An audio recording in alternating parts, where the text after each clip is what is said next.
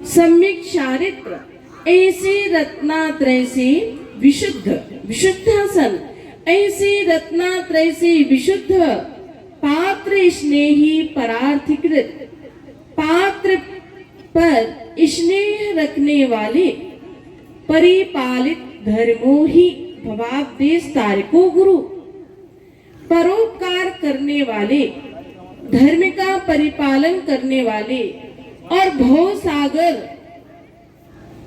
से बंधु। यहाँ पर आचार्य भगवंत कितनी अच्छी बात कह रहे हैं कि जिन्होंने हमें रत्नात्रय को दिया है। किसको दिया है? रत्नात्रय, सम्यक दर्शन, सम्यक ज्ञान, सम्यक चारित्र रूपी एक नहीं, दो नहीं, तीन रत्न दिए हैं। कितने रत्न दिए हैं? तीन जिन्होंने हमें रत्न दिए हैं और जो सभी पर क्या रखने वाले हैं? स्नेह रखने वाले हैं। सभी शिष्यों पर जो स्नेह रखते थे, सभी शिष्यों पर जो वात्सल्य रखते थे, चाहे उनके पास कोई गरीब आ जाए, चाहे कोई अमीर आ जाए, कोई बच्चा आ जाए, कोई बूढ़ा आ जाए, पर सभी पर स्नेह रखते थे और परोपकार करने वाले जिन्होंने हमारे जीवन में बहुत बहुत बड़ा उपकार किया है। माँ जन्म देती है, क्या? माँ जन्म देती है पर गुरु जीवन देते हैं। माँ पालन करती है, पोषण करती है, पर गुरु भव सागर से पार करा देते हैं। बंधु, ऐसे गुरु हुआ करते हैं जो हमारे जीवन में बहुत बहुत परोपकार करते हैं। माँ के अंदर तो एक स्वार्थ होता है कि मेरा बेटा बड़ा होगा तो मेरे जीवन की लाठी बनेगा, मेरे जीवन का सहारा बनेगा। पर ध्यान रखना, गुरु का कोई स्वार्थ नहीं होता अपने शिष्यों से। गुरु अपने शिष्यों के पालन करते हैं, पोषण करते हैं, मोक्ष मार्ग पर चलाते हैं, उनकी चर्या का निर्दोष पालन करवाते हैं, उनके लिए अध्ययन करवाते हैं। और जैसे ही शिष्य योग्य हो जाता है तो कहते जाओ बेटा धर्म की प्रभावना करो। क्या कहते? जाओ बेटा धर्म की प्रभावना करो। पर ऐसा कभी नहीं विचार करते मेरा शिष्य योग्य है तो मेरे साथ ही रहो। क्यों? जो गुरु होते हैं वह परोपकार करते हैं, पर उनके अंदर कोई स्वार्थ वृत्ति नहीं हुआ करती है। निस्वार्थ ही वह क्या करते हैं? परोपकार करते हैं और शिष्यों का परिपालन करते हैं। किसका करते हैं? शिष्यों का परिपालन करते हैं। अपने बेटे को संभालना तो बहुत सरल बात होती है, पर जब हम लोग आचार्य भगवंत गुरुदेव के संग में थे तो देखते थे अलग अलग प्रांत के साधक लोग आते थे। कोई 15 साल में आया तो कोई 12 साल में, कोई 16 साल में, और कोई 90 साल में आया, कोई 20 साल में आया, और कोई छत्तीसगढ़ का है तो कोई महाराष्ट्र का है, तो कोई राजस्थान का, कोई गुजरात का, कोई तमिल का, तो कोई कन्नड़ का।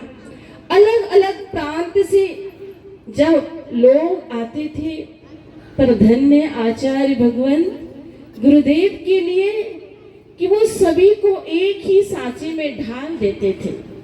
जैसे माला की मोती वो भगवंत ने अपने शिष्यों के लिए इस माला की तरह सभी को पिरोया है, सभी को एक ही सांचे में ढाला है। क्योंकि गुरु तो वही हुआ करता है जो अपने शिष्य के लिए आगम की चर्या का परिपालन करवाता है। ऐसे परिपालन करने वाले और यदि भव सागर से पारने वाले, भव सागर से तारने वाले यदि कोई होते हैं तो वह गुरु हुआ करते हैं। होते हैं। ध्यान रखना, बिना गुरु के आज तक किसी का जीवन शुरू नहीं हुआ है। बिना गुरु के आज तक किसी का कल्याण नहीं हुआ है, आज तक किसी का हित नहीं हुआ है, आज तक किसी का उत्थान नहीं हुआ है। यदि गुरु ना होते तो ध्यान रखना, हम अपने आराध्य सिद्ध भगवान को भी नहीं जान पाते। इसलिए जब नमोकार मंत्र पढ़ते हैं तो सबसे पहले किसके लिए पढ़ते हैं? क्या पढ़ते हो? नमोकार मंत्र में सबसे पहला कौन सा पद पढ़ते हो? नमो अरिहंताण पढ़ते हो। पर बड़े कौन से परमेष्ठी हैं? सिद्ध परमेष्ठी हैं। ध्यान रखना, सिद्ध परमेष्ठी बड़े हैं, पर हम सबसे पहले अरहंत परमेष्ठी का नाम लेते हैं। क्यों लेते हैं? क्योंकि अरहंत भगवंत ने ही हमें मोक्ष मार्ग का रास्ता बताया है। और यदि अरहंत नहीं होते तो हम सिद्ध को भी नहीं जान पाते। इसलिए हम सबसे पहले अरहंत परमेष्ठी का स्मरण करते हैं, अरहंत परमेष्ठी का नाम लेते हैं, क्योंकि मोक्ष का रास्ता बताने वाले, मोक्ष का मार्ग बताने वाले अरहंत परमेष्ठी हुआ करते हैं। इसलिए सबसे पहले हम उन अरहंत परमेष्ठी के चरणों में नमस्कार करते हैं। हमारे जीवन का यदि कोई कल्याण करने वाले होते हैं, हमारे जीवन का कोई उत्थान करने वाले हैं, तो एकमात्र गुरु ही हुआ करते हैं। बंधुओं, गुरु की तो बहुत बड़ी जीवन में महिमा हुआ करती है।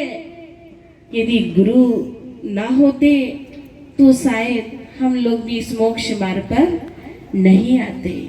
पर धन्य ऐसे आचार्य भगवंत के लिए कि जिन्होंने मुझे दलदल से निकाला है, जिन्होंने मुझे कीचड़ से निकाला है। मैं भी आपकी तरह थी, जैसे आप लोग बैठे ना, ऐसे हम भी बैठते थे।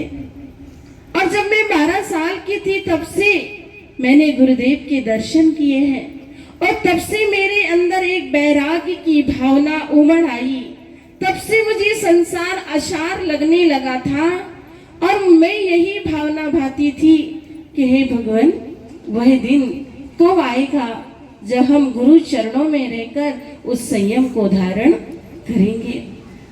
और 15 साल में ही ग्रह का त्याग करके लगभग 18.5 वर्ष की उम्र में पूज्य गुरुदेव के कर कमलों से मैंने आरिका के व्रत ग्रहण किए थे। बंधुओं, सन 1998 भिंड महावीर जयंती में, और सबसे अधिक यदि मुझे रहने का सौभाग्य प्राप्त हुआ है तो गुरु चरणों में ही हुआ है। बंधुओं, पुण्यशाली जीव तो वही हुआ करते हैं जिन्हें गुरु का सानिध्य प्राप्त होता है, जिन्हें गुरु की चरण निष्ठा प्राप्त होती है। कभी कभी मैं विचार करती, मैं बहुत सौभाग्यशाली थी कि मुझे अधिक से अधिक मतलब 30-31 वर्षों में लगभग मेरे 7-8 ही चातुर्मास हुए, और ज्यादातर मैं पूज्य आचार्य भगवंत गुरुदेव के सानिध्य में रहती थी। और पूज्य गुरुदेव कहते थे, जितनी भी माँ बहनें आती हैं तो आपको ही संभालना है। मैंने कहा, गुरुदेव, मेरे अंदर इतनी कहाँ क्षमता है, मेरे अंदर इतनी कहाँ योग्यता है। और जब तक गुरुदेव के चरणों में रहे, लगभग 50 से 60 बहनें आई, और उन्होंने पूज्य गुरुदेव से दीक्षा के व्रत ग्रहण किए और सभी संग में रहे। और जब 2012 में जयपुर की धरा पर पहुंचे, उस समय पूज्य गुरुदेव की स्वर्णिम जयंती आई। तो पूज्य गुरुदेव ने कहा, मैं अपनी जन्म जयंती नहीं मनाता हूँ। क्या कहा? मैं अपनी जन्म जयंती नहीं मनाता हूँ, पर अरहत बलि की जो प्राचीन परंपरा थी, 2000 वर्ष पुरानी, आप युग प्रतिक्रमण यति सम्मेलन करेंगे तो मेरी सन्निधि रहेगी, नहीं तो मैं उस कार्यक्रम में नहीं रहूंगा। तो मालचंदी राव का थे, उन्होंने सहर्ष स्वीकार कर लिया और उन्होंने कहा ठीक है गुरुदेव, हम युग प्रतिक्रमण यति सम्मेलन की परंपरा को जारी रखेंगे, आपकी जो भावना है वह पूर्ण करेंगे।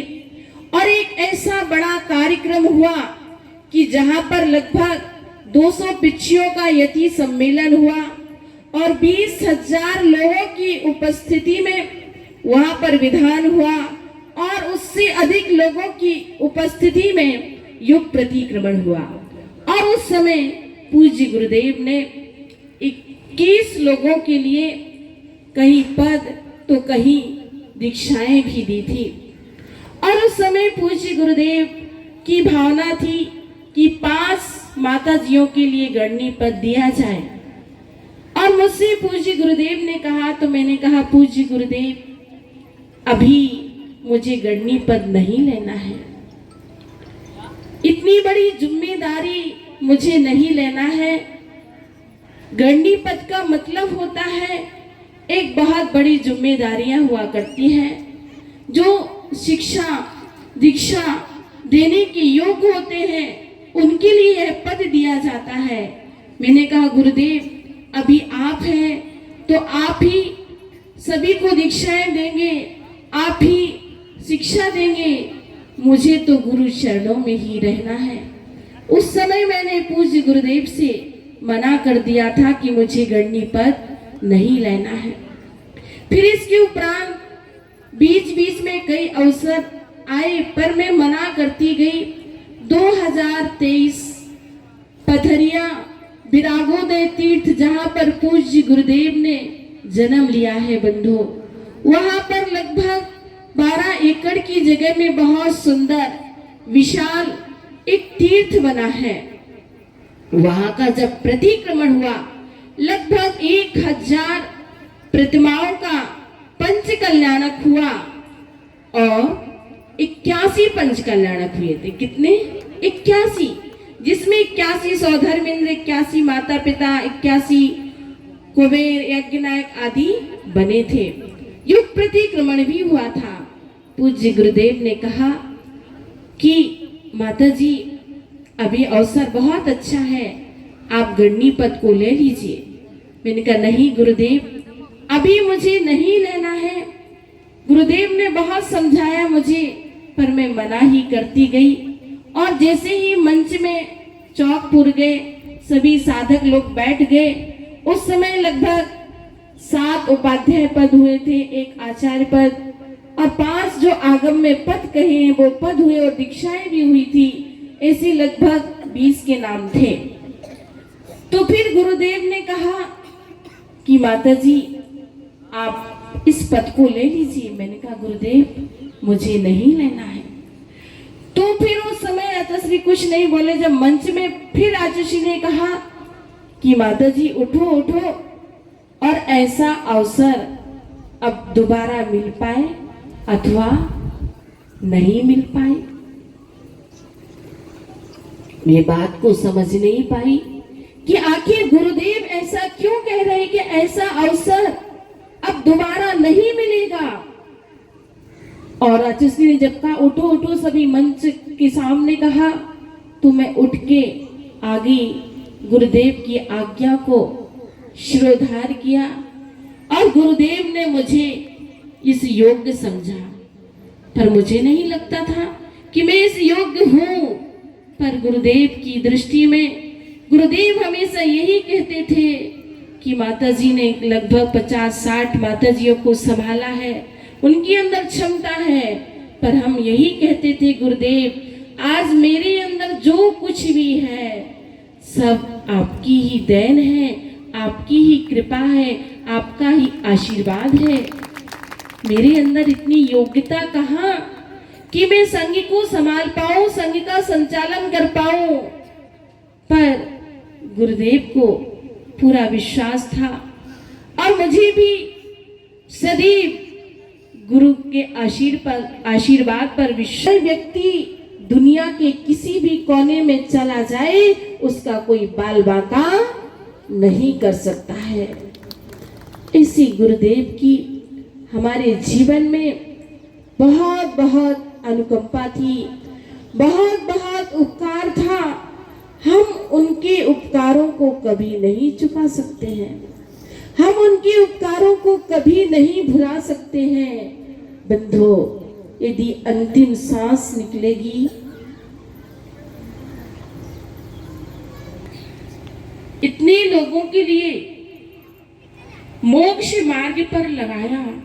बंधो, जिनके लिए अथाह ज्ञान था, जिन्होंने अनेकों संस्कृत टीकाएं लिखी, जिन्होंने जल बिंदु महाकाव्य जैसे ग्रंथ की रचनाएं की, ऐसे कई चूनी सूत्र भी लिखे, और यूं कहे तो एक बहुत बड़े निमित्त ज्ञानी थे, यूं कहे कि बहुत बड़े जोशाचार्य थे, जो अपने जीवन के बारे में समझ गए थे। भले हम नहीं समझ पाए, पर गुरुदेव अपने निमित्त ज्ञान से समझ गए कि अब मेरा समय ज्यादा नहीं है। और जैसे ही 2 तारीख को उनका सांस खराब हुआ और 3 तारीख को उन्होंने अपना अंतिम उपदेश में यही कहा था कि जीवन का कोई भरोसा नहीं, कब क्या हो जाए। बंधो, जिस महापुरुष के लिए अपनी मृत्यु का भान हो जाए, वह सबसे बड़ा जोशाचार और सबसे बड़ा निमित्त ज्ञानी है। ऐसे आचार्य भगवंत गुरुदेव विराग सागर जी महामनिराज हुए कि जिन्होंने इतनी उत्कृष्ट संलेखना समाधि की। आज के युग में यदि सर्वोत्कृष्ट संलेखना समाधि करने वाले यदि कोई आचार्य हैं तो आचार्य भगवान विराग सागर जी महामनिराज हैं, कि जो सोते सोते नहीं गए, जो बोलते बोलते और बैठे बैठे जिन्होंने नमोकार मंत्र और ओम नमः सिद्धेभ्या के साथ अंतिम सांस ली, ऐसे आचार्य भगवान गुरुदेव विराग सागर जी महामनिराज, जो कि महाराष्ट्र वालों के लिए एक बहुत बड़ा गौरव है कि महाराष्ट्र में ही उनकी जिनेश्वरी दीक्षा औरंगाबाद में हुई, और जिनकी संलेखना समाधि देव मूर्ति जालना में हुई। ध्यान रखना, वह देव मूर्ति वास्तव में एक ऐसा, आज भी लोग श्रद्धा से उनके लिए श्रीफल चढ़ाते हैं, दीपक जलाते हैं, तो लोगों की मनोकामनाएं पूर्ण होती हैं। एक ऐसा वह स्थान बन चुका है। तो बंधुओं, आप सभी लोग ऐसे आचार्य भगवंत की जब जब वह पुण्य तिथि आए, आप जरूर उस स्थान पर जाइए और जरूर